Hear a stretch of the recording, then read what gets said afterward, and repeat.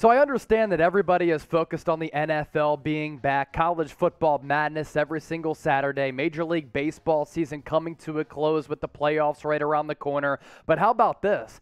NBA season actually right around the corner as training camp gets underway later this month. Cannot wait for because this Philadelphia 76ers team locked and loaded, geared up to make another deep run potentially in the NBA playoffs. So coming your way on Philadelphia 76ers now. Going to really do a deep dive on the 76ers roster with everything pretty much set on that front. Different lineup combinations that Doc Rivers can use. And then for all the gamers out there who like to hop on the sticks, NBA 2K ratings for your Sixers. Now, let's first take a look at the Sixers roster in total. And these are all the players who are going to be partaking in Sixers training camp, barring any roster changes as we sit here on September 13th. Sixers front court, going to be a good one, obviously led by the best big guy in the NBA and Joel Embiid. Can he finally break through this year and win NBA MVP? Of course, he has the talent to do so. The acquisition from last week, Montrezl Harrell, now a part of this front court as well.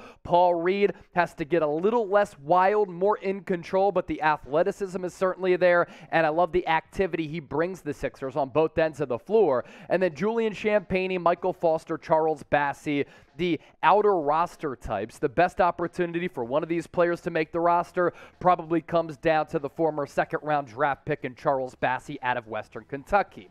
To the Sixers forwards here, a lot of them on the roster. And, of course, P.J. Tucker can be in that front court as well, depending on if you go small. Doc Rivers, Daryl Morey, they're probably having those conversations. But P.J. Tucker, Tobias Harris, Daniel House, one of the newcomers, George Niang, who before he got injured last year, I thought was really, really reliable in terms of shooting the basketball. He's kind of played off the floor against the Miami Heat because he's a little bit slow, but is a very valuable rotational piece considering what the Sixers are paying him. Matisse Thybulle has to improve that three-point stroke. Now we shift gears to the backcourt, and this backcourt is really, really exciting. James Harden looking a little bit slimmed down. Hopefully he's motivated after an embarrassing season last year and outage in the NBA playoffs. Tyrese Maxey could take another huge jump. I'm talking all-star level Tyrese Maxey play this year. I think he has it in him, and I expect him to ball out. D'Anthony Melton, under-the-radar acquisition that I think could go down as one of the most underrated acquisitions throughout the entire offseason for all teams in the NBA. This guy is a straight-up pit bull. Shake Milton has to be a little bit more consistent, but we've seen some flashes from him coming in off the bench. And then the Sixers' backup guards. Which of these players is going to carve out a rotational role? Isaiah Joe, because he can shoot it. Furkan Korkmaz, can he bounce back after a horrific year last year and after he got kind of attacked in the locker room when he was playing overseas back a couple of weeks ago in a really scary incident? I didn't see much from Jane Springer throughout the NBA Summer League. I don't expect Trevelyan Queen to actually make this roster. And then the St. Joe's legend in Charlie Brown Jr. got garbage time minutes last year. Don't really expect him to have a role this upcoming season.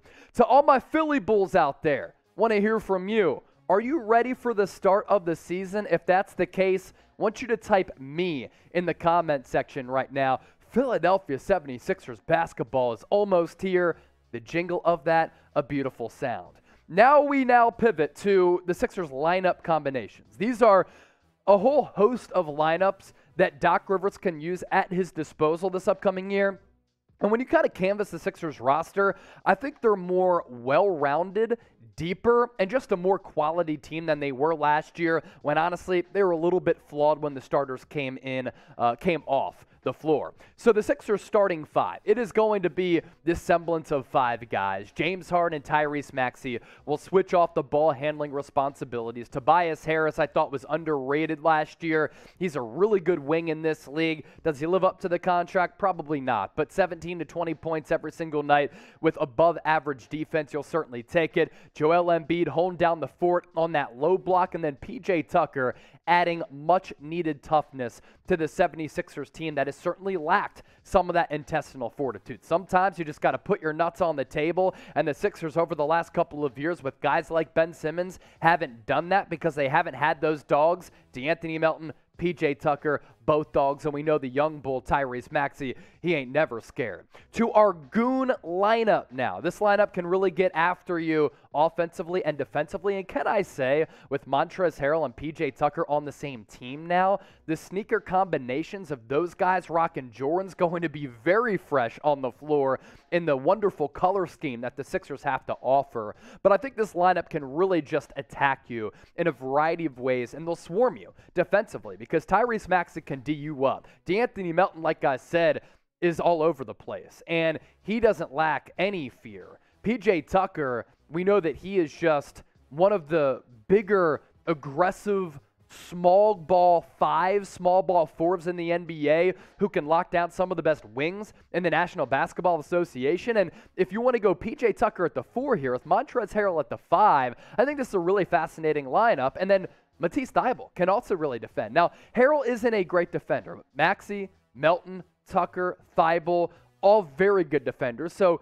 that makes up for what Harrell doesn't bring you on the defensive end of the floor. And let me go back to my original point here of this Sixers lineup and this Sixers team just being a little bit more deeper, more lineup versatility here, which I think bodes well for a team looking to crack the playoffs once again and be one of those top 3 seeds in the East. A reminder for all of you to subscribe to the channel. If you are, you're a real one. If you're a real one and subbed, type real one down below in the comment section. Now that the season is almost here, you can expect more coverage. Of course, my plate is full right now, covering the NFL, Philadelphia Eagles, Niners, college football, NBA as a whole. But with the season almost here, you can expect more coverage, elite coverage from us here. So make sure you lock us in and subscribe to the channel. The Space It Out lineup. You want to prioritize shooting? You can do so with these players. Tyrese Maxey, James Harden, Tobias Harris, Furkan Korkmaz, and Joel Embiid. It's really unfortunate how Korkmaz just didn't show up last year. The shooting percentages were pretty abysmal, but I do expect a bounce-back year for him. And we know that with all the international experience, limited playoff experience, this guy can play some critical moments for you. Not the greatest defender, but if he's able to get that three-point percentage back up, think about the options you have here. Tyrese Maxey, James Harden can both handle the basketball. They can also shoot it from the outside. Joel Embiid can either get one-on-one matchups down low, or if you want to spread him out, you can as well. And with that, it also gives Tobias Harris room to operate on the floor as well.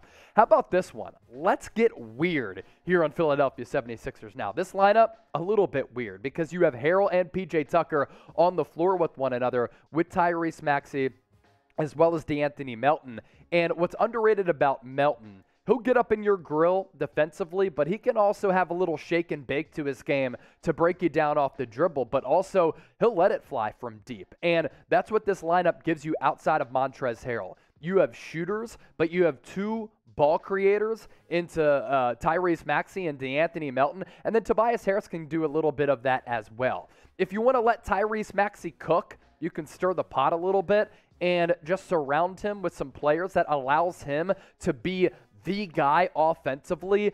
And let's just say that maybe Joel Embiid is out for a night, and you have to try out a lineup like this with Melton, Paul Reed, PJ Tucker, and Furkan Korkmaz. Let's just say that for one night you need Tyrese Maxey to score between 30, 35 points, and he's going to chuck up 15, 20, maybe even more shots than that. This is a lineup that will allow him to kind of flourish by his lonesome. Give us your 5th favorite Sixers lineup down in the comment section right now. We're talking about a couple of them here, but if you have one that you kind of want to relay to us to show off your basketball knowledge and your basketball acumen, just let us know right now in the comment section.